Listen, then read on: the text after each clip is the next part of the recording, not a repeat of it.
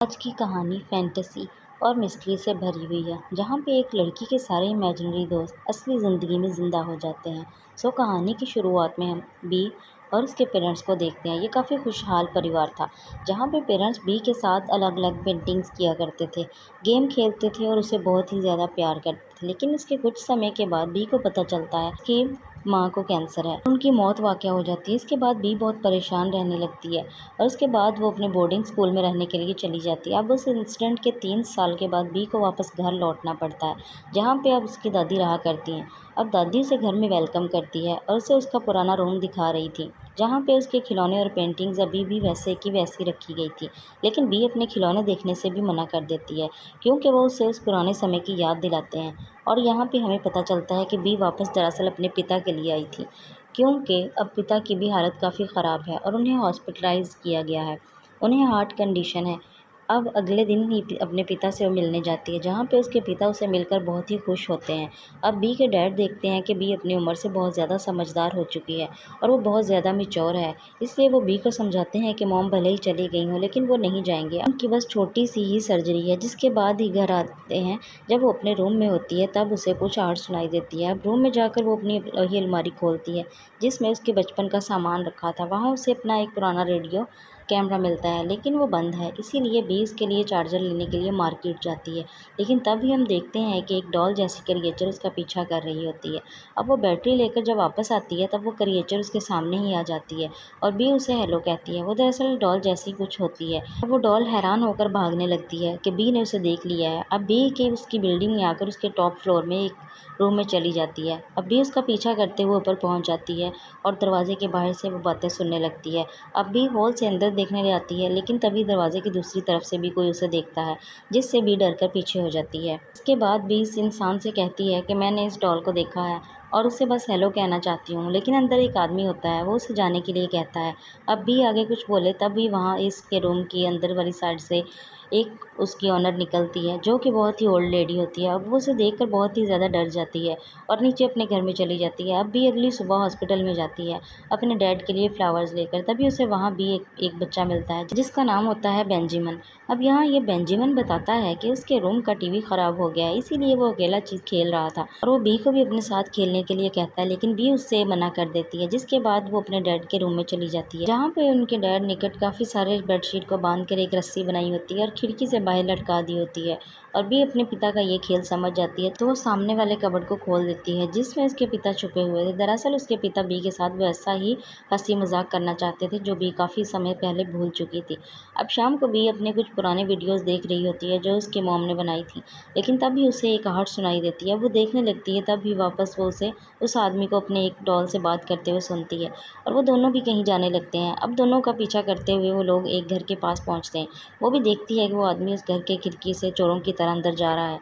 वही घर के अंदर हम देखते हैं वो आदमी, जिसका नाम कील था, वो चुपके से एक बच्चे के रूम में घुस जाता है और वो रूम में किसी को बाहर चलने के लिए कह रहा होता है। और यहाँ पे हम कील के सामने देखते हैं बहुत बड़ा पर्पल कलर का मॉन्स्टर होता है, जिसका नाम होता है ब्लू, जो बात कर सकता है। ब्लू एक बहुत बड़ा खिलौना होता है। वो दरअसल अपने एक बच्चे की तलाश कर रहा था, जिसके साथ वो रह सके। लेकिन यहाँ पे ब्लू उस बच्चे को मिला था। वो बच्चे पिछले 1 घंटे से रोए जा रही थी, इसलिए कॉल ब्लू को यहाँ से चलने के लिए कहता है। अब ब्लू बहुत ज़ोर से चीख देता है और कॉल दूर जाकर खिलौने के ऊपर गिर जाता है। इसी वजह से कुछ खिलौने ऑन हो जाते हैं और आवाज़ करने लगते हैं। अब वो बच्चा भी उठ जाता है, लेकिन कॉल कहीं पे छुप जाता है। अब वो बच्चा सो जाता है। कॉल खिड़की से बाहर निकलता है और अपने साथ ब्लू को भी लेकर आता है। अब भी सब कुछ देख रही थी और वो थोड़ी डर जाती है और भागने के लिए जैसे ही पीछे मुड़ती है, वो डॉल पीछे से बी को हाई करता है, जिसके कारण बी डरकर बेहोश हो जाती है। अब बी की आँख खुलती है तो वो देखती है कि वो इसी कमरे में है, जहाँ पे वो डॉल रहा करती है। वहाँ पे बहुत सारे बच्चों के फ़ोटोज़ भी देखती है, जिसके बाद वहाँ पे बी बड़ा सा टेडी बियर यानी कि ब्लू आ जाता है, जिसे देखकर वो डर जाती है। लेकिन तब भी डॉल उसे समझाती है कि ब्लू उसे कुछ नहीं करेगा। फिर वो डॉल अपना नाम ब्लॉसम बताती है। ब्लॉसम बी को कॉल से इंट्रोड्यूस करवाती है। तब कॉल बताता है कि जब भी बहुत छोटी थी, तब वो कॉल से मिली थी, लेकिन अभी भी उसे भूल चुकी है। और यहाँ पे हमें धीरे धीरे सारी चीज़ें समझाती है।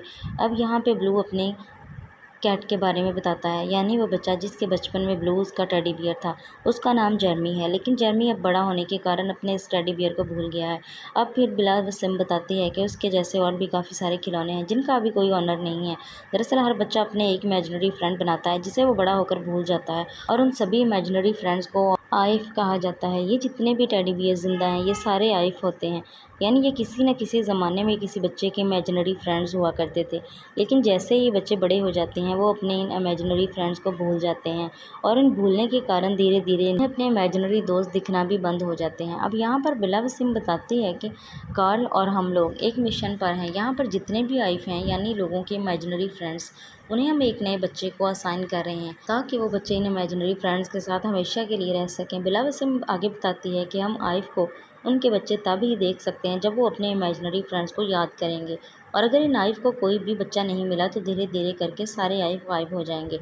अब यहाँ पर दो आइफ रहते हैं, बिला वसीम और बिल्लू। दोनों को सिर्फ बी ही देख पा रही थी। अब अगली सुबह बी वापस फ्लावर्स लेकर हॉस्पिटल जाती है पिता से मिलने के लिए। तभी वहाँ पर देखती है कि बेंजामिन अपने रूम में नहीं था, लेकिन बी उसके लिए एक फ्लावर वहाँ छोड़ देती है। जिसके बाद वो अपने पिता के कमरे में जा ही रही थी कि तभी वो नोटिस करती है कि कोई उसका पीछा कर रहा है। अब वो पीछे मुड़कर उस साई का पीछा करने लगती है और उसे पता चलता है कि ब्लू उसका पीछा कर रहा है। अब वो ब्लू से बात करने लगती है, लेकिन तभी पीछे से बेंजामिन उससे पूछता है कि तुम किससे बात कर रही हो। और यहाँ पर हम देखते हैं कि बेंजामिन ब्लू को देख नहीं पा रहा था। वो इसी के कारण ही ब्लू को वापस घर जाने के लिए कहती है, और शाम को घर आने के बाद वो कार्ल से बात करती है और कहती है कि मैं तुम्हारी मदद करना चाहती हूँ ब्लू एंड आइफ के लिए नए बच्चे ढूंढने में।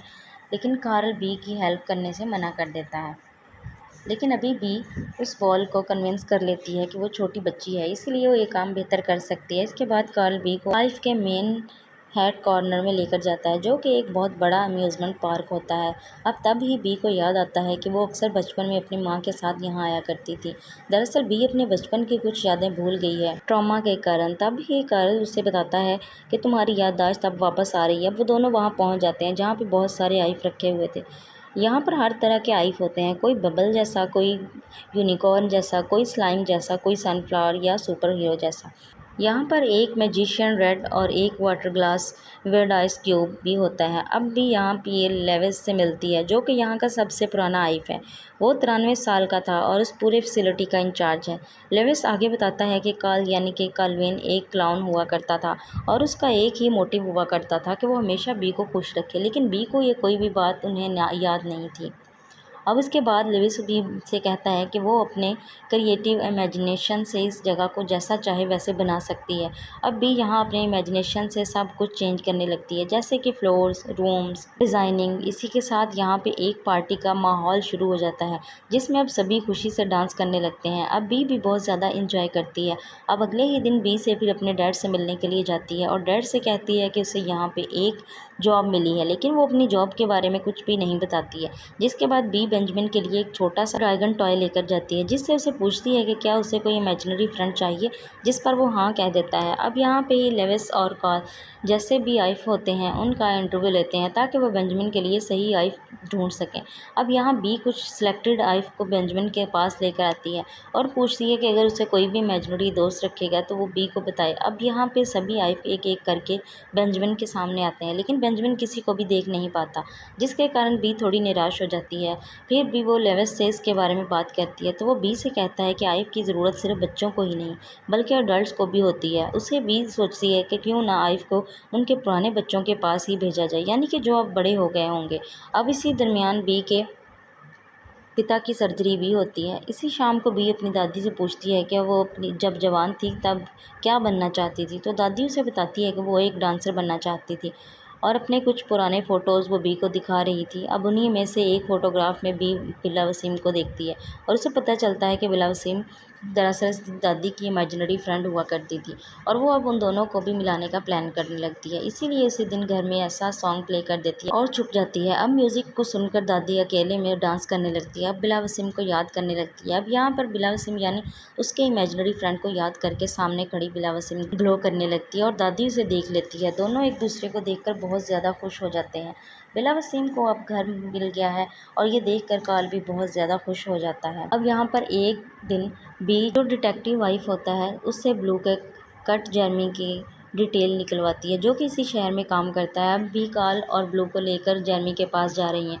यहाँ पे ब्लू बहुत ज़्यादा एक्साइटेड और नर्वस होता है। ब्लू जेरमी को वॉशरूम में मिलने की कोशिश करता है, लेकिन जेरमी उसे वहाँ पे नहीं देख पाता, जिसके कारण ब्लू उदास हो जाता है। फिर बी को एक आइडिया आता है और वो बेकरी शॉप से जेरमी का फेवरेट खाना मंगवाती है। उसे बचपन में बहुत ज़्यादा पसंद था और जहाँ भी जेरमी का आज इंटरव्यू है, उसी जगह जाकर बी वहाँ ये खाने लगती है। अब उसके खुशबू के कारण जेरमी को अपना बचपन याद आता है और उसे ब्लू भी याद आने लगता है। अब ब्लू ग्लो करने लगता है। अब जेरमी उसे देख पाए इसके पहले ही जेरमी को इंटरव्यू के लिए बुलाया जाता है और वो जाने लगता है। जेरमी यहाँ पर बहुत ज़्यादा नर्वस था, इसीलिए ब्लू पीछे से आकर उसके कंधे पर हाथ रखता है और उसे कहता है कि वो इंटरव्यू पास करे और कहती है वो दोबारा किसी को खोना नहीं चाहती। कार्ल बी को बताता है कि वो जाकर अपने डैड को कहानी सुनाए। अब हॉस्पिटल में जैसे ही वो पहुंचती है तो वहाँ सभी आई बी के लिए खड़े होते हैं। अब अंदर जाकर बी अपने डैड को अपनी कहानी सुनाने लगती है कि कैसे मॉम के जाने के बाद उसके पास सिर्फ एक ही सेफ जगह होती है, जो कि उसके पिता थे, इसलिए वो उन्हें नहीं खो सकती। अब ये सब कहानी बता रही होती है कि तब भी उसके पिता को होश आ जाता है और बी उन्हें गले लगा लेती है और बाहर आकर सारे आइफ को बताने लग जाती है कि उसके पिता को होश आ गया है, लेकिन अब उसके बाहर कोई भी नहीं दिखता। अब अपने उस दुखी समय में कार्ल ने उसकी काफ़ी मदद की होती है उसकी पुरानी यादों को वापस लाने के लिए, इसलिए वो उसके बाद कार्ल से मिलने के लिए जाती है और रूम पर काफ़ी देर तक नॉक करती है, लेकिन कोई भी दरवाज़ा नहीं खोलता। और तब ही वो ऑनर लेडी बाहर आती है और उसे बताती है कि यहाँ पर कोई भी नहीं रहता और रूम खोल कर दिखाती है यहाँ ये सच में कोई भी नहीं था। अब इन सब में से ही वो कंफ्यूज हो जाती है। अब कुछ दिन बीत जाती है, जिसके बाद वो बी और उसके डैड यहाँ से जाने लगते हैं। यहाँ पे बी अपने वो डायरी देख रही थी जिसमें उसने सभी आइफ को ड्रॉ किया था। अब गाड़ी में सामान रखते हुए बी को पिंक बॉक्स गिरा हुआ मिलता है और अब वो इसके हाथ में अपनी ऐसी पेंटिंग लगती है जिसमें वो क्लाउन बना हुआ था, जिसका नाम बी ने कार्लविन रखा हुआ था। और तभी बी को याद आता है कि उसका सबसे फेवरेट इमेजिनरी फ्रेंड दरअसल कार्ल होता है, यानी कि कार्लविन। लेकिन अपने माँ के जाने के बाद वो इन सारी चीज़ों को भूल गई थी। अब ही उसको याद आने के बाद तुरंत वो भागकर उसे रूम में जाती है, माफ़ी मांगती है कि वो उसे भूल गई थी, लेकिन उसकी ज़रूरत उसे हमेशा ही रहेगी। सिचुएशनली जब वो बड़ी हो जाएगी तब वो ये कहकर वो उसी पेंटिंग को ज़मीन पर रख देती है और आंखें बंद करके अपनी यादों में चली जाती है। और कुछ ही देर में कार्लविन और बाकी सारे आइफ उसे दिखाई देने लगते हैं, जिससे वो बहुत ही ज़्यादा खुश हो जाती है और अपने पिता के साथ यहाँ से चली जाती है। दादी भी ब्लूबसम को वहाँ पर देख पा रही थी और इसी के साथ ही ये कहानी ख़त्म हो जाती है। अगर आपको ये कहानी पसंद आई है तो मेरे चैनल को सब्सक्राइब करें और बेल आइकन को लाजमी प्रेस करें।